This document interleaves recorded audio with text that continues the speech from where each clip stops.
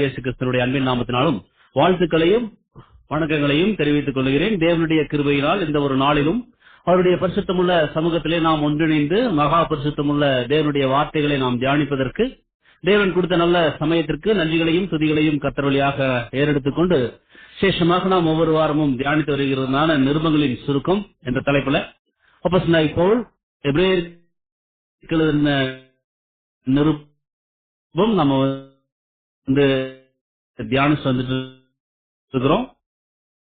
அதுல கடந்த வாரத்தில் நாம் 71வது பாகம் நம்ம வந்து வசனங்கள் 5 இருந்து நம்ம வந்து தியானிச்சோம்.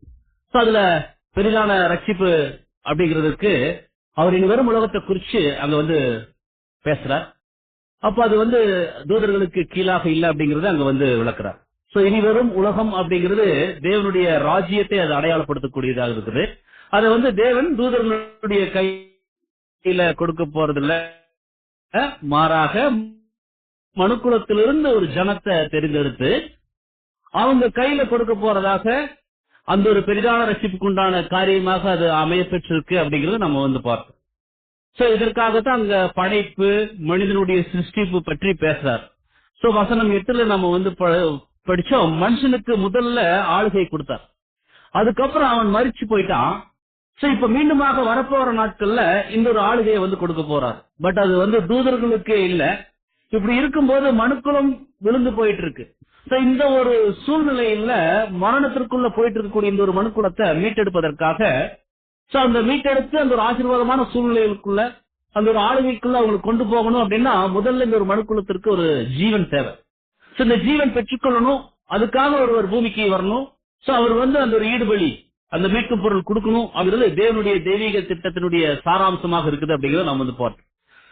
அதுல 9வது வசனத்துல தேவ திட்டம் நிறைவேறுவதை சொல்லிட்டு அவர் அடுத்த ஒரு பகுதிக்குள்ளாக கடந்து செல்றார். நம்ம அந்த ஒரு 9வது வசனம் பார்த்து அந்த 71வது பாகத்துல அதை நம்ம என்ன பண்ணணும் நிறைவு செஞ்சோம். இன்றைய தினத்துல நம்ம 72வது பாகத்திற்குள்ளாக நம்ம கடந்து செல்றோம். எபிரேயருக்கு எழுதின நிருபம் பகுதி 6 பாகம் 72ல நம்ம முதல்ல முன்பே குறிப்பிட்டது போல அதிகாரம் 2ல வசனம் 1 4 வரைக்கும் ரட்சிப்பு பற்றி பேசினார். அடுத்ததாக வசனம் 5 9 வரைக்கும் மனுக்குலத்தை மீட்பதற்காக இயேசு கிறிஸ்து இந்த பூமிக்கு வந்தது குறித்து வந்து பேசுறார். அடுத்ததாக அதிகாரம் 2 வசனம் 10 18 வரைக்கும் நம்ம கவனிக்கும் போது இயேசு கிறிஸ்து தன் ஜீவனை கொடுத்து ஜனங்களை மீட்டெடுத்ததை குறித்து அங்க வந்து பேசுறார். இன்றைய தினத்தில் நம்ம வசனம் 10 14 வரைக்கும் நம்ம வந்து தியானிக்க போறோம். அதுக்கு நம்ம தலைப்பு நம்ம கவனிக்கும் போது மீட்கும் பொருள், அதற்கு நாம் தலைப்பு கவனிக்கிறது மீட்கும் பொருள் அப்படிங்கிற ஒரு தலைப்பில் இன்றைய தினத்தில் நம்ம வந்து பார்க்கிறோம்.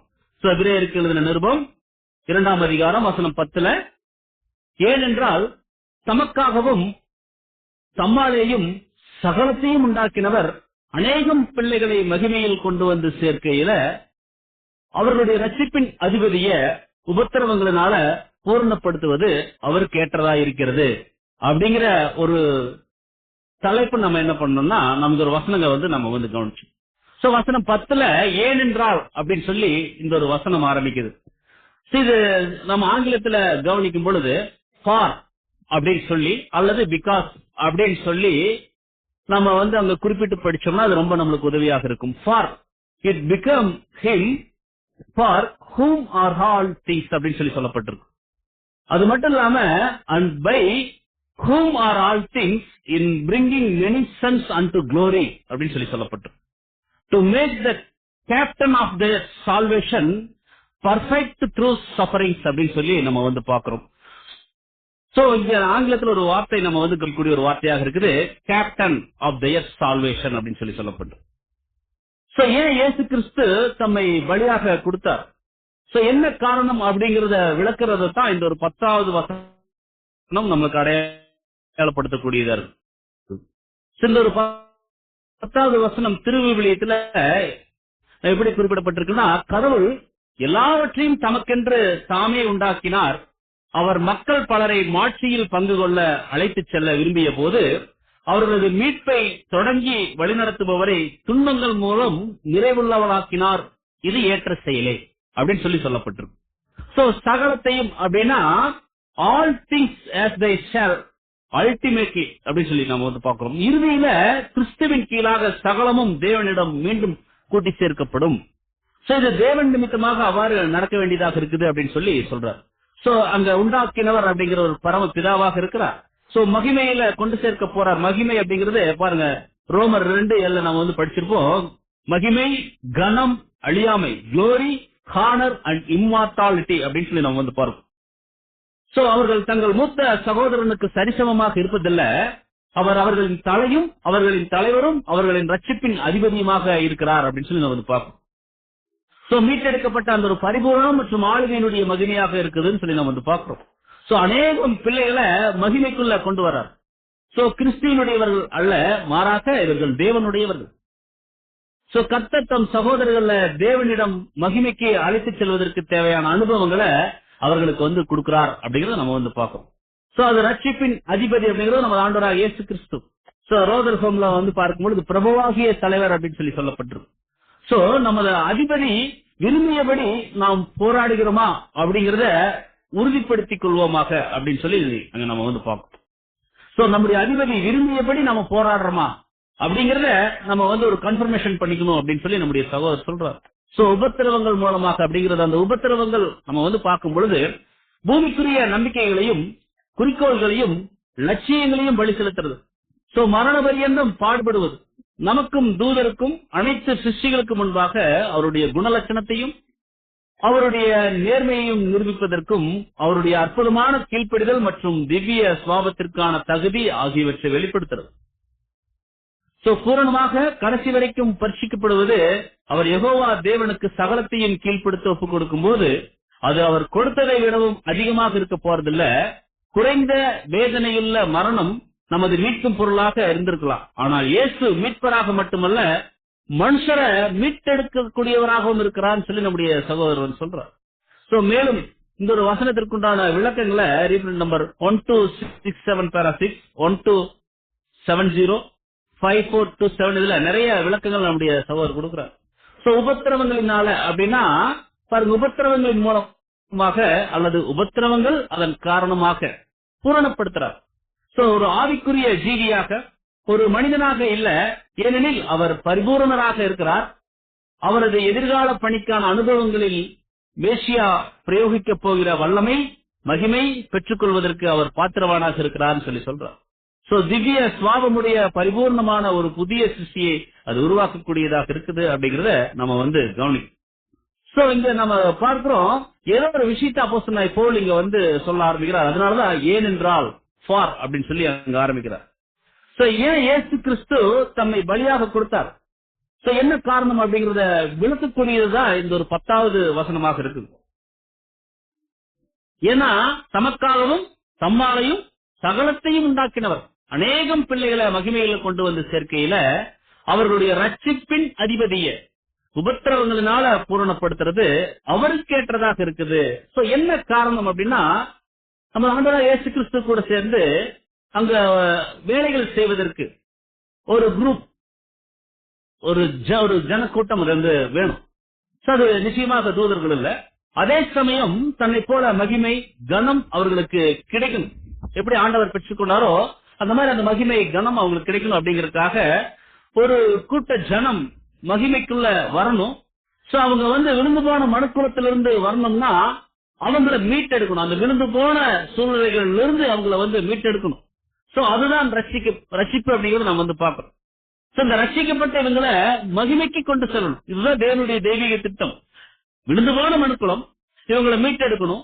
இவங்களை மீட்டெடுத்து ஒரு ரட்சிப்புக்குள்ள கொண்டு போகணும். இந்த ரட்சிக்கப்பட்ட ஜனங்களை மகிமைக்குள்ள அவங்களை வழி நடத்தணும். இது தேவனுடைய தெய்வீக திட்டமாக இருக்குது அப்படிங்கறத நம்ம புரிந்து கொள்ளணும்.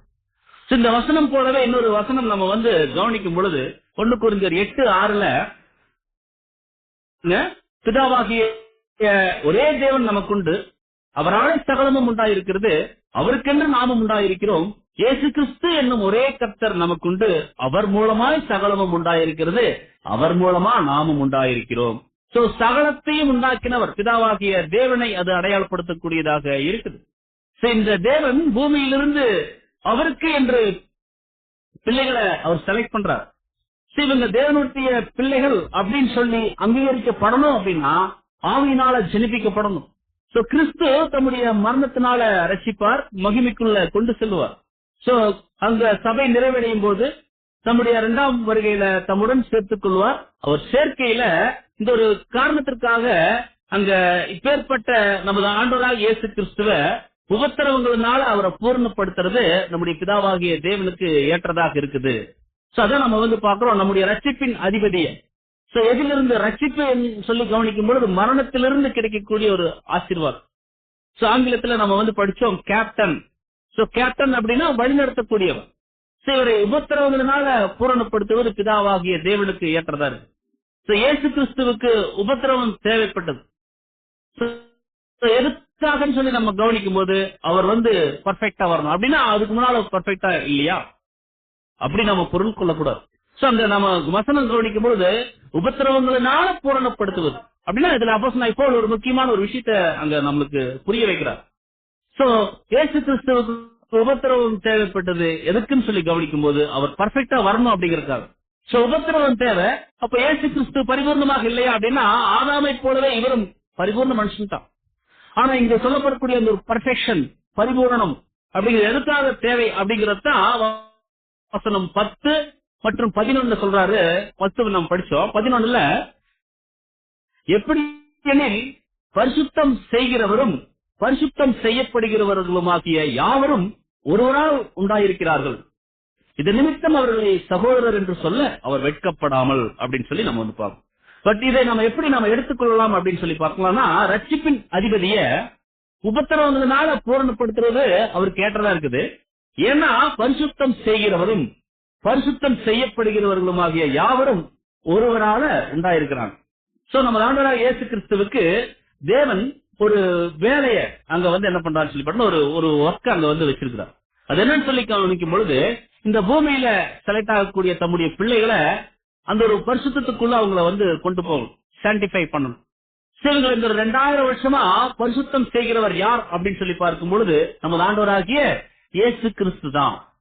இந்த ஒரு வேலையை செய்வதற்கு முதல்ல கிறிஸ்து என்ன பண்ணணும்னா அங்க ஒரு பர்ஃபெக்டுக்குள்ள அந்த ஒரு பரிபூரணத்திற்குள்ள ஒரு பரிசுத்தத்துக்குள்ள இருக்கணும் அப்படிங்கறத நம்ம பார்க்கணும். இந்த விழுந்து போன சரீரத்தில இருந்து ஒரு புதிய சிருஷ்டியை ரெடி பண்ணணும்னா பரிசுத்தமாக்கப்படணும்னா அதுக்கு தேவை நாலேஜ், அறிவு. இந்த நாலேஜ் இருந்தா தான் சபை ஜனங்களை பரிசுத்தமாக்க முடியும். இதுக்காக இவரை உபத்திரவங்களினால பூரணப்படுத்துவது பிதாவாகிய தேவனுக்கு அங்க சரியாகப்பட்டிருக்கு. கவனிக்கிற பாருங்க நம்முடைய அர்ப்பணிப்பின் அந்த ஒரு ஜீவியத்துல கிறிஸ்துவ ஜீவியத்துல 4 நிலைகளை நம்ம கொஞ்சம் கவனிக்கணும். நம்முடைய அர்ப்பணிப்பின் ஜீவியத்துல 4 நிலைகள் இருக்கு. ஒண்ணு மனம் திரும்புதல், அதாவது அறிக்கை செய்தல். மனம் திரும்புதல், மனம் திருந்துதல். 2 விஷயம், மனம் திரும்புதல் மனம் திருந்துதல் ரெண்டுமே முக்கியம். நம்ம அறிக்கை செய்யறோம். அடுத்ததாக அறிக்கை செய்ததுக்கு அப்புறம் மன்னிப்பு கிடைக்கிறது. நீதிமானாக்கப்படுதல், தற்காலிக நீதிமானாக்கப்படுதல். அடுத்தது இந்த நீதிமானாக்கப்படுதல நினைச்சு இயேசு கிறிஸ்து எனக்காக மரிச்சாராம், இதுக்காக நான் என்னையே ஒப்பு கொடுக்கிறேன் அப்படின்னு சொல்லி நம்மளை நாம் தத்தம் செய்தல், கான்சக்ரேஷன். இன்னும் விழுந்து போன சரீரத்தில் இவங்க இருக்கிறதுனால அடுத்த ஸ்டெப் பரிசுத்தமாக்குவதற்குள்ளாக அவங்க கடந்து செல்லணும். முதல் விஷயம் நம்ம பாக்குறோம் மனம் திரும்புதல், இரண்டாவது நீதிமானாக்கப்படுதல், அடுத்தது கான்சக்ரேஷன், அடுத்தது பரிசுத்தமாக்கப்படுதல். இது நடக்கணும்.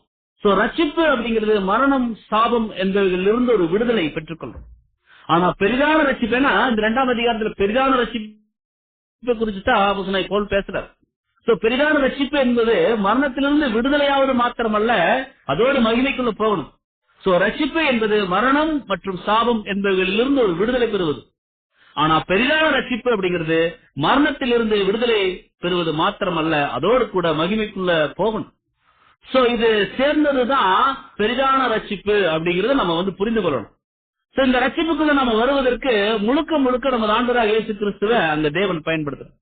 எப்படின்னா பூமிக்கு வர வைக்கிறாத போன வாரத்தில் நம்ம பார்த்தோம். நம்ம ஆண்டவராகிய இயேசு கிறிஸ்து எதுக்காக பூமிக்கு வந்தார்? அவர் பூமிக்கு வர வைக்கிறாரு, உபத்திரவம் கொடுக்கிறாரு, பூரணராக்கப்படுறாரு, மரிக்கிறாரு, உயிர்த்தெழுந்தாரு.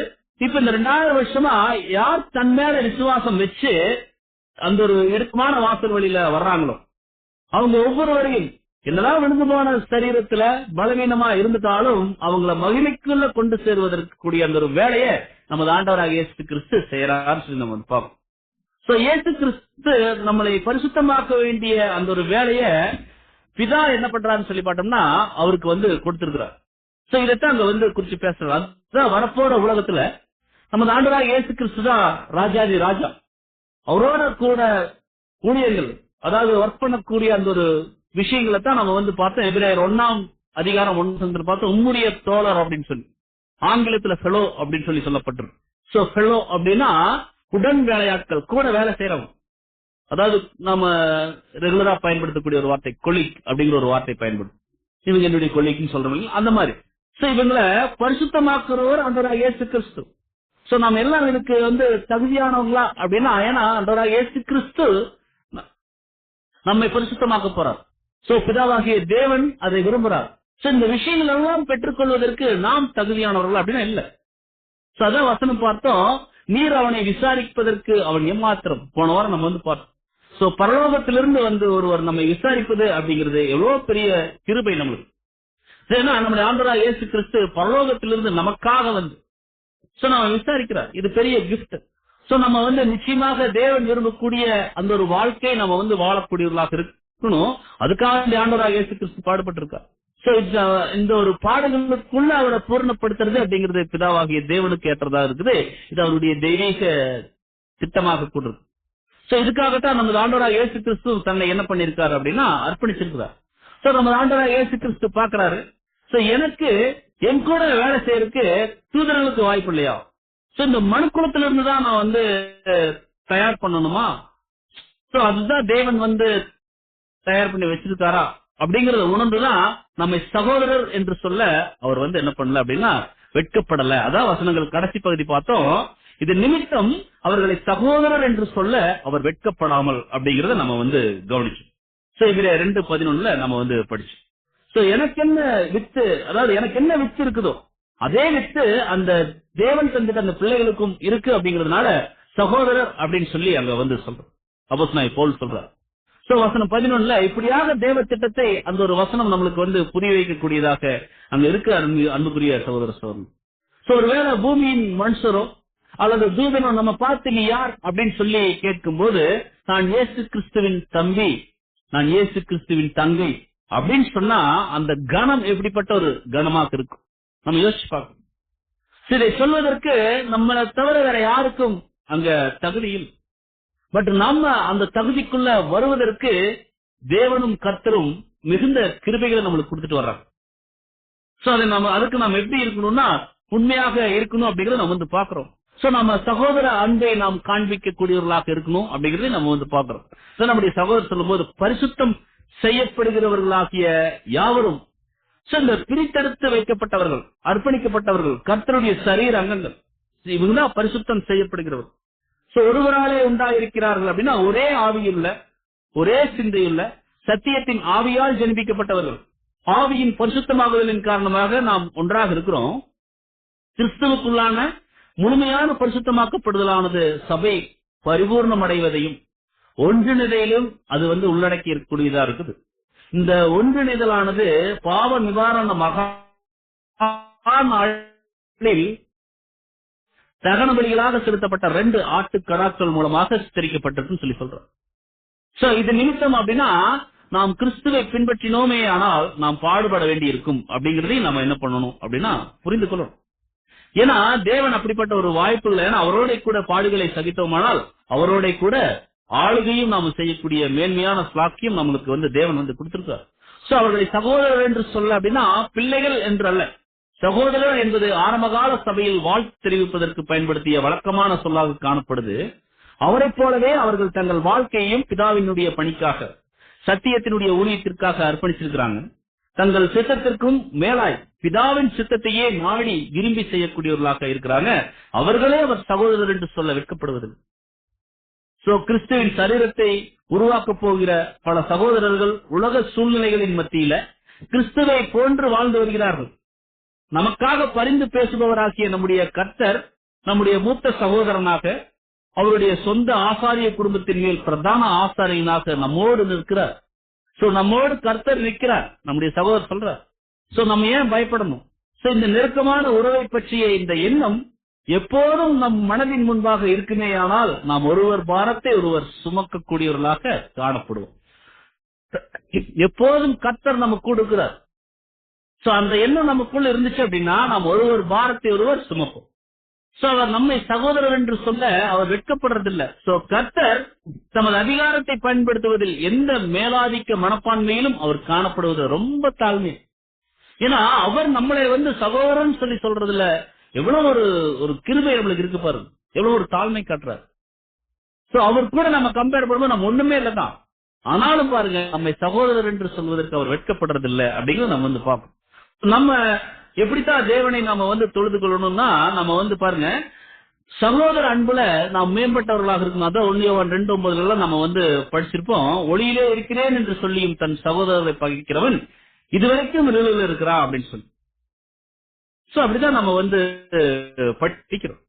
சோ இங்க கவனிக்கிறோம், ஒருவேளை நம் மத்தியில் இருக்கக்கூடிய சகோதர சகோதரிகளை நம்ம சரியாக நாம அன்பு செலுத்தாம கண்டும் காணாதவர்கள் போல இருக்கிறது, அவமதிக்கிறது, சோ சகோதரரிடம் அன்பு கூறாமல் இருக்கிறது, பகைக்கிறது, சோ மாய்மாலம் செய்யறது, நடிக்கிறது, இந்த விஷயங்கள் எல்லாம் இருந்துச்சு அப்படின்னா நம்ம இருளில் இருக்கிறோம், நம்ம பொய்யராக காணப்படுறோம் அப்படிங்கிறது நம்ம படிக்கிறோம். 1 யோவான் 2:4 அவரை அறிந்திருக்கிறேன் என்று சொல்லியும் அவருடைய கற்பனைகளை கைக்கொள்ளாதவன் பொய்யனா இருக்கிறான், அவனுக்குள்ள சத்தியம் இல்லை.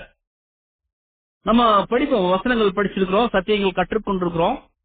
பிதாவாகிய தேவன் தெரியும், அவருடைய தெய்வீக திட்டம் தெரியும். அதான் யோவான் சொல்றாங்க, அவரை அறிந்திருக்கிறேன் என்று சொல்லியும் அவருடைய கற்பனைகளை கை கொள்ளாதவன் உன்னை போல பிறனை நேசி, தேவனிடத்தில் நீ அன்பு கூறு, உன்ன மாதிரி மற்றவர்களை நேசி. சோ அவருடைய கற்பனைகளை கை கொள்ளாதவன் பொய்யனா இருக்கிறான், அவனுக்குள்ள சத்தியம் இல்ல, அவன் பொய்யன். சோ தேவன் முன்பாக நாம் மாய்மாலம் செய்து நடிக்கிறோம் அப்படின்னா, சகோதரன் மீது சரியான ஒரு அன்பு காண்பிக்காமல் நாம் இருந்துட்டோம் அப்படின்னா பொய்யராக இருக்கிறோம்.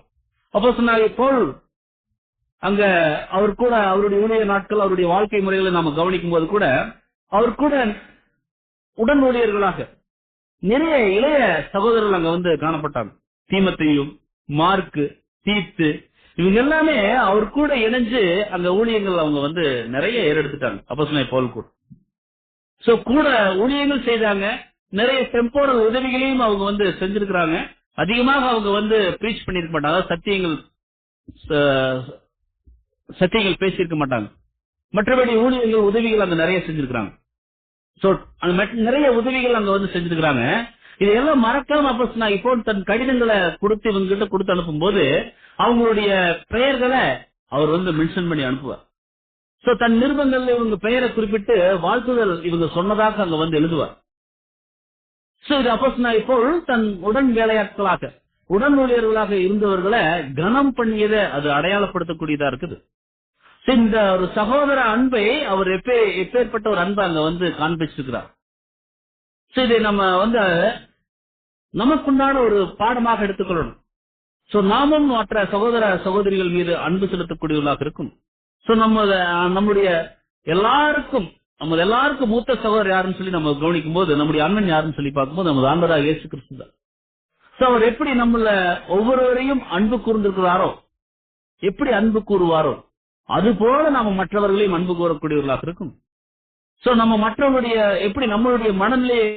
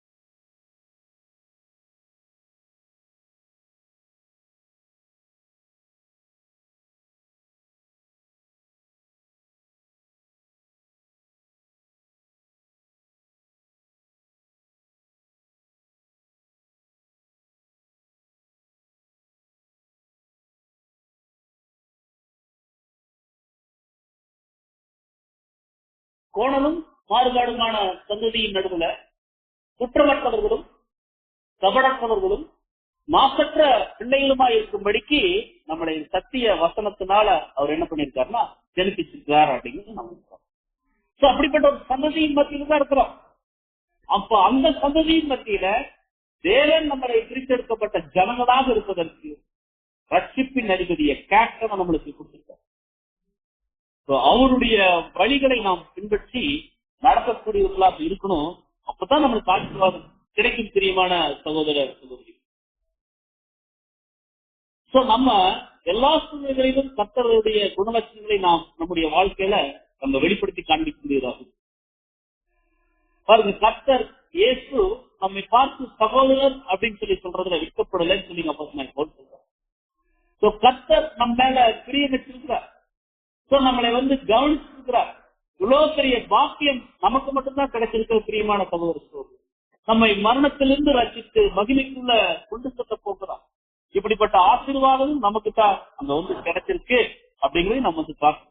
சொல்லிட்டு 12ஆம் வசனத்துல ஆரம்பிக்கிறாரு, உம்முடைய நாமத்தை என் சகோதரருக்கு அறிவித்து சபை நடுவில் உம்மை துதித்து பாடுவேன் என்றும் அப்படின்னு சொல்லப்படும்.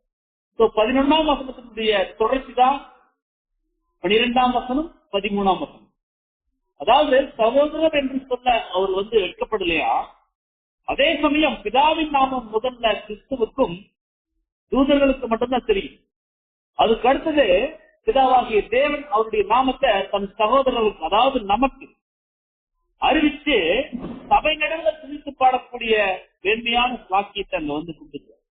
அதாவது பிதாவாகிய தேவனுடைய நாமத்தை என் சகோதரர்களுக்கு அறிவித்து நம்ம சொல்றாரு பாருங்க. இந்த வசனத்தை நாம் படிக்கணும். பிதாவாகிய தேவனுடைய நாமத்தை என் சகோதரர், கர்த்தருடைய சகோதரர் நமக்கு சபை நடுவில் நம்மை துதித்து கீர்த்தனம் பண்ணுவதற்கு, மகிமைப்படுத்துவதற்காக அந்த நாமத்தை நம்மளுக்கு தெரியப்படுத்திருக்கிறார். அன்புக்குரிய கர்த்தர் இயேசு அப்படிப்பட்ட ஒரு மேன்மையான வாக்கியத்தை நம்மளுக்கு என்ன பண்ணிருக்காருன்னா கொடுத்துருக்காரு. இந்த எபிரேயர் 2:12 அதே மாதிரி வசனம் சங்கீதம் 22:22 குறிப்பிடப்பட்டிருக்கு. உம்முடைய நாமத்தை என் சகோதரருக்கு அறிவித்து சபை நடுவில் உண்மை துதிப்பேன் அப்படின்னு சொல்லி அங்க நம்ம வந்துட்டோம். அடுத்த எபிரேயர் 2:13 நம்ம கவனிக்கும் போது, நான் அவரிடத்தில் நம்பிக்கையா இருப்பேன் என்றும், இதோ கவனிக்க மாதிரி, இதோ நானும் தேவன் எனக்கு கொடுத்த பிள்ளைகளும் என்று சொல்லி இருக்கிறார் அப்படின்னு சொல்லி சொல்றார். இயேசு கிறிஸ்து தேவன் பேர்ல நம்பிக்கையா இருப்பேன் அப்படின்னு சொல்லி அங்க சொல்றார். அவரை போல நம்மளும் நம்பிக்கையா இருக்கும். தேவன் பேர்ல நம்பிக்கையா இருக்கிறது அப்படின்னா என்ன? இது குறித்து நம்முடைய சகோதரர் சொல்லும் பொழுது நான் அப்படின்னா முழு தலையும் சரீரமும் ஒன்றாக இங்கே குறிப்பிடப்பட்டிருக்கு. பிள்ளைகள் அப்படிங்கிறது ஆஃப் காட், தேவனுடைய சொல்லி இருக்கிறார் அப்படின்னா அது தீர்க்கதரிசிகளால் எழுதப்பட்டிருக்கு. எங்க எழுதப்பட்டிருக்கு? ஏசாயா தீர்க்கதரிசி புத்தகம் 8ஆம் அதிகாரம் 17 மற்றும் 18. நானும் யாக்கோபின் குடும்பத்துக்கு தமது முகத்தை மறைக்கிற கர்த்தருக்காக காத்திருந்து, கர்த்தருக்காக காத்திருந்து, வெயிட்டிங் ஆஃப் காட். கர்த்தருக்காக காத்திருந்து அவருக்கு எதிர்பார்த்திருப்பேன். 18ல இதோ நானும் கர்த்தர் எனக்கு கொடுத்த பிள்ளைகளும் சியோன் பர்வதத்துல வாசமாயிருக்கிற சேனைகளின் கர்த்தரால இஸ்ரேலில் அடையாளங்களாகவும் அற்புதங்களாகவும் இருக்கிறோம் அப்படின்னு சொல்லி சொல்றார். இங்க கிறிஸ்து ஏதோ ஒரு காரியத்துக்காக காத்திருக்கிறார் அப்படின்னு சொல்லி நம்ம படிக்கிறோம். கர்த்தருக்காக காத்திருந்து. எபிரேயர் 8:18 பண்ணிக்கோங்க. ஏசாயா 8:18 எபிரேயர் 2:13 அந்த வரிகளும் ஒரே மாதிரி இருக்கு. எப்படின்னு சொல்லி கவனிக்கும் பொழுது பாருங்க, நான் அவரிடத்தில் நம்பிக்கையா இருப்பேன் என்றும், இதோ நானும் தேவன் எனக்கு கொடுத்த பிள்ளைகளும் அப்படின்னு சொல்லி என்று சொல்லி இருக்கிறார். எங்க சொல்லிக்கிறார்? ஏசாயால் நானும் கர்த்தர் எனக்கு கொடுத்த பிள்ளைகளும் அப்படின்னு சொல்லி நம்ம படிக்கிறோம். யாக்கோபின் குடும்பத்தார் அப்படிங்கிற இஸ்ரேல், அந்த இஸ்ரேல் ஜனங்களுக்கு பிதா தன்னுடைய முகத்தை மறைச்ச அவங்களுடைய வாய்ப்பு அவங்களுக்கு போயிடுச்சு. எப்போ அப்படின்னு சொல்லி கவனிக்கும் பொழுது பாருங்க, புதிய ஏற்பாட்டுல கிறிஸ்து முதல் வருகையில வந்ததுக்கு அப்புறம் அந்த வாய்ப்பு அப்படிங்கிறது முதல் இஸ்ரேல் ஜனங்கள், காணாமல் போன இஸ்ரேல் ஜனங்களுக்கு தான் போச்சுங்க. அந்த இஸ்ரேல் ஜனங்கள் தேவனுடைய வார்த்தைகளுக்கு அவங்க செவி கொடுக்கல, தேவனுடைய வார்த்தைகளுக்கு கீழ்ப்படியில, கர்த்தரை அவங்க ஏற்றுக்கொள்ளல. தேவனுடைய வார்த்தைகள் செவிசாய்க்காதனால அந்த ஒரு வாய்ப்பு புறஜாதியாருக்கு போயிடுச்சு. இங்க காத்திருக்கிறது அதாவது எதிர்பார்த்திருக்கிறது அப்படிங்கிறதுக்கு நம்பிக்கையா இருக்கிறது அப்படிங்கிறது பொருள். ஏன்னா நம்ம ஒரு விஷயத்துக்கு காத்திருக்கிறோம் அப்படின்னா இதுலயும் நம்பிக்கையா இருக்கிறோம், எதையோ எதிர்பார்த்துட்டு இருக்கிறோம் அப்படின்னா அந்த எதிர்பார்ப்பு எதிர்காலம் இருக்குன்னு ஒரு நம்பிக்கையோட காத்திருக்கக்கூடியதா இருக்கு. இதுதான் நம்ம புரிந்து கொள்ளணும். நம்ம அடுத்து யாருக்காகவோ கிறிஸ்து காத்திருக்கிறார் அப்படின்னு சொல்லி நம்ம படிக்கிறோம் அப்படின்னா அவருடைய பிள்ளைகளுக்காக காத்திருக்கிறார். நானும் வசனங்கள் படிக்கும் பொழுது நானும், அதாவது இயேசு கிறிஸ்துவும் கர்த்தர் பிதாவாகிய தேவனும் எனக்கு கொடுத்த பிள்ளைகளும் அப்படின்னா சபை ஜனங்கள், 3 விஷயங்கள் அங்க கவனிக்கிறோம். நானும் அப்படிங்கிறது இயேசு கிறிஸ்து அடையாளப்படுத்தக்கூடியதா இருக்குது. கர்த்தர் அப்படிங்கிறது பிதாவாகிய தேவன், எனக்கு பிதாவாகிய தேவன் கொடுத்த பிள்ளைகள் யார் அப்படின்னா இயேசு கிறிஸ்து கொடுத்து சபை ஜனங்கள் சொல்லி நம்ம வாசிக்கணும். முதல் வரிகளை இஸ்ரேல் ஜனங்களுக்கு அங்க வாய்ப்பு வந்துச்சு, அதை அவங்க என்ன பண்ணிட்டாங்கன்னா தவறு விட்டுட்டாங்க.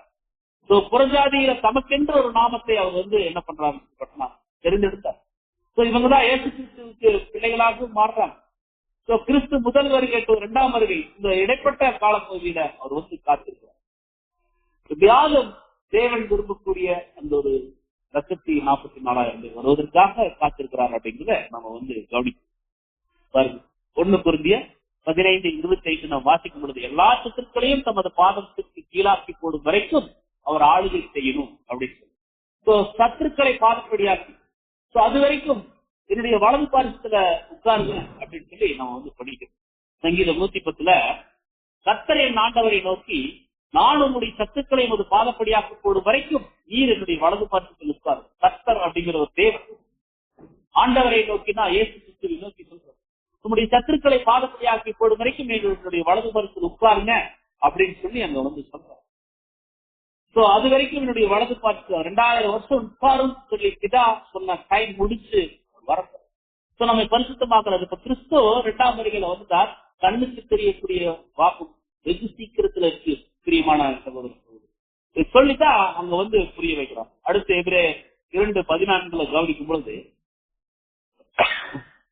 ஆதலால் பிள்ளைகள் மாம்சத்தையும் ரத்தத்தையும் உடையவர்களாய் இருக்க அவர்களும், அதாவது அவரும் அவரைகளை போல மாம்சத்தையும் ரத்தத்தையும் உடையவரானார். மரணத்துக்கு அதிகாரியாகிய பிசாசானவனை நமது மரணத்தினால் அழிக்கும்படிக்கும் அப்படின்னு சொல்லி தேவசனம் திருமணத்துல ஊடும் ரத்தமும் கொண்ட அப்பிள்ளைகளைப் போல் அவரும் அதே இயல்பில் பங்கு கொண்டார். இவ்வாறு சாவின் மேல் ஆற்றல் கொண்டிருந்த அழகையை சாவின் வழியாகவே அழிச்சிட்டார் அப்படின்னு சொல்லி சொல்றார். தமது பிள்ளைகள் மாம்சத்தில் இருக்கிறாங்க, இவங்களை மீட்பதற்காகத்தான் தானும், அதாவது கிறிஸ்துவும் மாம்சத்தையும் ரத்தத்தையும் உடையவராக இந்த பூமிக்கு வந்ததாக இங்க குறிப்பிடுறார். மனிதனாக வந்தார். வந்ததுக்கு அப்புறம் தன்னுடைய ஜனங்களை மரணத்திலிருந்து ரட்சிக்கிறார். இப்ப நாம் இந்த ஒரு ரட்சிப்புக்குள்ள வந்துட்டோம் அப்படின்னா எப்படி? கிறிஸ்து வருவதற்கு முன் மரணத்தின் அதிகாரியாக பிசாசினுடைய அந்த ஒரு அடிமைத்தனத்துல இருந்தோம். இங்க மரணத்திற்கு அதிகாரி அப்படிங்கறத நம்ம படிச்சோம் இல்லைங்களா? இந்த வசனம் ஆங்கிலத்துல மரணத்தின் வல்லமையை பெற்றிருந்த சாத்தான் அப்படின்னு சொல்லி அங்க சொல்லப்பட்டிருக்கும். இதே வசனம் நம்மளுக்கு ஆங்கிலத்துல பின்னால வரும். அந்த வசனம் பவர் ஆஃப் டெத் அப்படின்னு சொல்லுவோம். இதை குறித்து நம்முடைய மூத்த சகோதரர் சொல்லும் பொழுது மாம்சத்தையும் ரத்தத்தையும் அப்படின்னா மனித சுவாபம் உடையவர்களா இருக்க அதே மாம்சமும் ரத்தமும் உள்ள மனித சுவாபம் இப்படியாக தாவீதின் வேரிலிருந்து வரக்கூடிய கிளையாகிறது அப்படின்னு சொல்றார். அவர் அபூர்ணமான நம்மை ஒருவராக தமக்காக மரிக்க வேண்டும் என்பதற்காக அல்லாமல் மாற்றீடாக அல்லது தேவ கட்டளைக்கு முன்பாக மீட்கும் பொருளாக மரணத்தினால் அழிக்கும்படிக்கு அப்படின்னா சாத்தான் பாவத்துடன் பிரிக்க முடியாத வகையில இணைந்திருக்கிறார். சாத்தானையும் பாவத்தையும் பிரிக்க முடியாது. அது பிரிக்க முடியாது. அவன் இணைந்திருக்கிறான். அவனுடைய அழிவு தெளிவாக முன்னறிவிக்கப்பட்டிருக்கு. சிறைப்பிடித்திருப்பவனை அழித்து விடுதலையை கொண்டு வரும் நோக்கத்திற்காக கிறிஸ்து மாம்சமாயிருக்கிறார். ஆயுதம் ஏற்றிய பலவானை விடவும் இயேசு வலிமையானவராகவும் அவனை கட்டி அழிக்க வல்லவராகவும் இருக்கிறார். எந்த வகையிலும் அல்லது எந்த நிலையிலும் பாதுகாத்து வைக்கப்பட மாட்டாது அப்படின்னு சொல்லி சொல்றார். தூதர்கள் சாவுக்கேதுவானவர்கள் என்பதற்கான ஆதாரமாக இருக்குது. விசுவாசத்துக்காகவும் அவனுடைய தூதர்களுக்காகவும் ஆயத்தம் பண்ணப்பட்ட வைத்திருக்கக்கூடிய அந்த நித்திய அக்கினால் அவங்க அழிக்கப்படுவாங்க, அழிச்சிடுவாங்க. அழித்து விட்டார் அப்படின்னா சட்டப்படி லீகல் அப்படின்னா சட்டத்தின்படி தெய்வீக நியாய சட்டத்தின்படி அவர் அழிக்கப்படுவார். மரணம் அப்படிங்கிறது, மரணமும் சாத்தானும் நமக்கு சத்துருக்கள். தேவன் யாருடைய கரங்கள்ல மரணத்தை நிறைவேற்றும் வல்லமை ஒப்படைத்திருந்தாலும் சரி, இந்த தண்டனை தேவனால் விதிக்கப்பட்டதாகும். ஒரு வரம்புகளுக்குள் வித்தின் லிமிடேஷன், அந்த ஒரு வரம்புகளுக்குள் விழுந்து போன ஆவிகளால் எதிர்கால மரணங்களின் நேரத்தை தோராயமாக மதிப்பிட முடியும். இந்த ஒரு சக்தி, அதாவது பல்வேறு விதமான இன்னைக்கு மரணங்கள் எல்லாம் வருது, புயல்கள், கனமழைகள், வறட்சி மற்றும் பூச்சி பரவல், இந்த கொரோனா இதெல்லாம் வந்து இல்லைங்களா, இந்த மாதிரி போன்றவற்றை பொறுத்தவரையிலும் உண்மையா இருக்குது. நோய் மற்றும் வியாதி உட்பட எல்லாம் சந்தேகத்திற்கு இடமின்றி சாத்தான் நோயுற்றவர்களுக்கு நிவாரணம் அளிக்கும் ஆற்றலை பெற்றிருக்கிறார். அப்போது அவனுடைய உபதேசம் சிறப்பாக கிரியை செய்யப்படும். உலகத்தின் கவனத்தை ஈர்க்கவும் அவர்களை பார்வையற்றவர்களாக வைத்திருக்கவும் சாத்தான் என்ன பண்றான்னா, வழிமுறைகளை, உளவியல் வழிகளில் வியாதிகளை குணமாக்கக்கூடிய முறையை அவர் ஏற்றுக்கொண்டான் என்பது மனுக்குலத்தின் மீதான தன்னுடைய பிடியை தொடர நமது மாபெரும் எதிராளி நெருக்கடியில் தள்ளப்பட்டிருக்கிறார் என்பதை அது நிரூபிக்கக்கூடியது. அதிகாரியாக அப்படின்னா ஒரு பேரரசாக, ஒரு ஆளுகை, ஒரு ஆதிக்கம் இதெல்லாம் இருக்கு. மரணத்தின் ஆதிக்கத்தை அங்க வந்து வைத்திருக்குதுன்னு சொல்லி நம்ம ரோசப்பா மொழிபெயர்ப்புல வந்து பார்க்கணும். அவன் விரும்பிய அந்த ஒரு நித்திய ஆதிக்கத்தை, ஆளுகையை அல்ல, மாறாக பாவத்திற்கும் மரணத்திற்கும் மத்தியில பாவப்பட்ட விழுந்து போன மனுக்குலத்தின் மீதான ஒரு இழிவான ஆளுகை. ஆதாவினால் இழக்கப்பட்டு இயேசுவால் மீட்கப்பட்ட அந்த ஒரு ஆளுகை.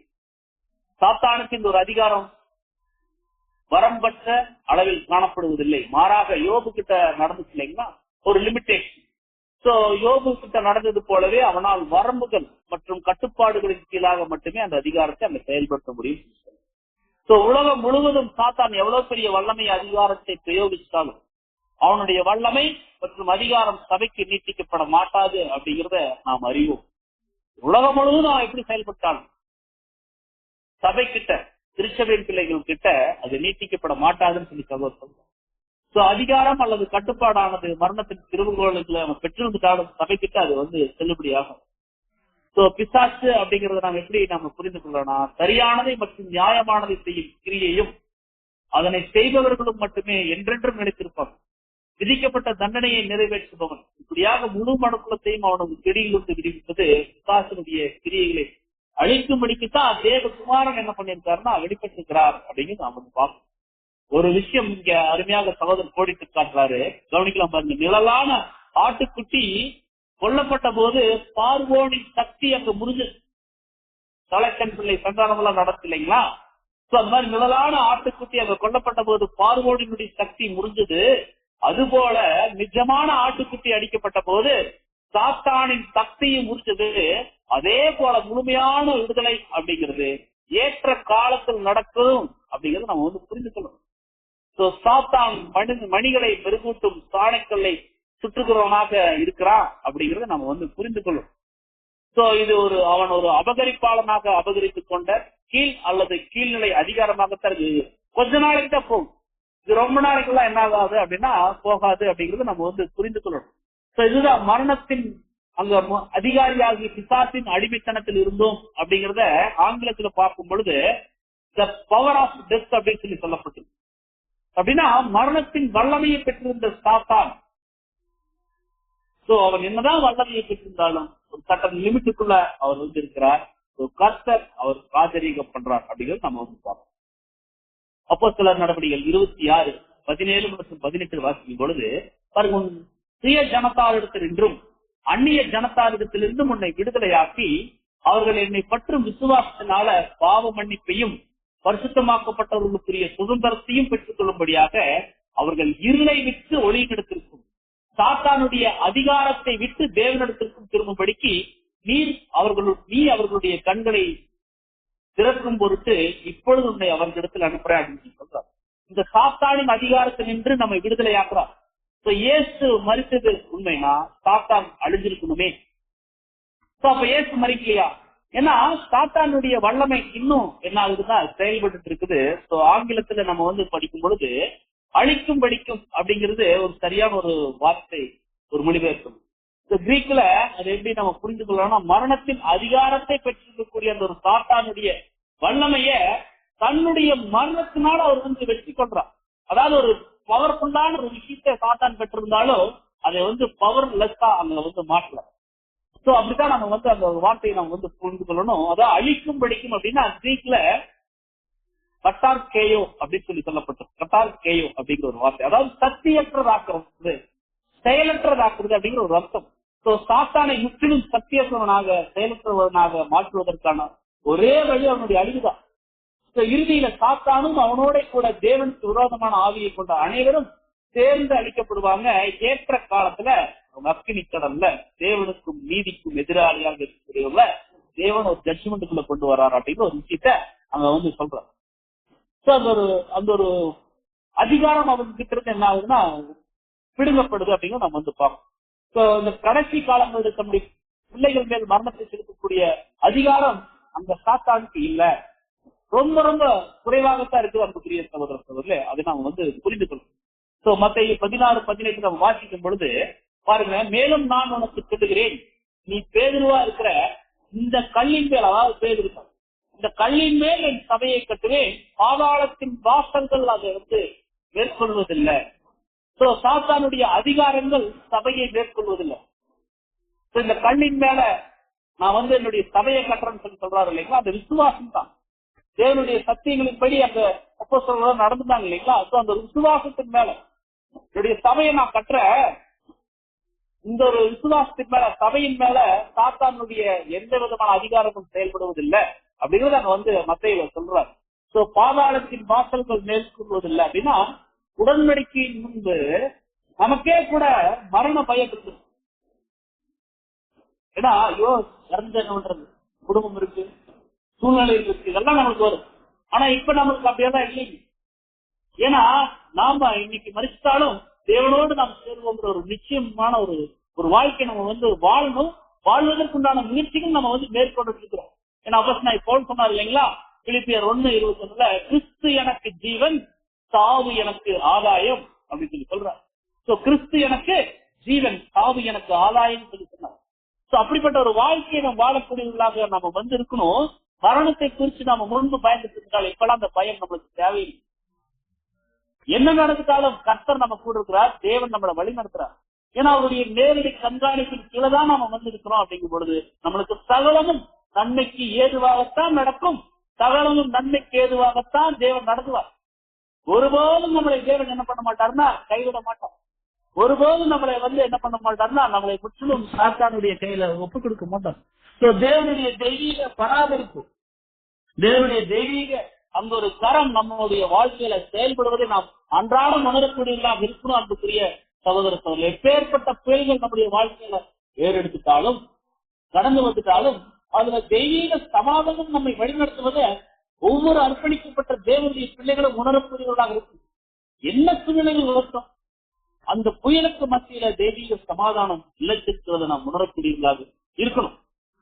அவங்கதான் உண்மையான அர்ப்பணிப்பின் ஒரு வாழ்க்கை வாழக்கூடியவர்களாக இருப்பாங்க. ஏன்னா பாருங்க, கர்த்தர் நம்மளுக்கு அப்படித்தான் இருக்கார். பல்வேறு சூழ்நிலை, பல்வேறு புயல்கள் அவருடைய வாழ்க்கையில நடந்துச்சு. ஆனாலும் தேவனுடைய கரம் அவருடைய வாழ்க்கையில செயல்படுவது அவர் வந்து எல்லா சூழ்நிலைகளையும் உணர்ந்தேதான் அவர் காணப்பட்டார். அப்படித்தான் நாமளும் இருக்கிறோம். பிரியமான சகோதர சகோதரில, நம்மளுக்கு எந்த சூழ்நிலைகளிலும் எதை குறிச்சு நம்ம வந்து என்ன பண்ண தேவையில்லை, பயப்பட தேவையில்லை. ஏன்னா நம்முடைய கர்த்தர் எப்படிப்பட்ட வாக்குத்தத்தம் நம்மளுக்கு கொடுத்திருக்காருன்னா, பயப்படாதே திருமந்தையே, உங்களுக்கு ராஜ்யத்தை கொடுக்க என்னுடைய, அதாவது நம்முடைய சித்தமுள்ளவரா இருக்கிறார், பிரியமுள்ளவரா இருக்கிறார்.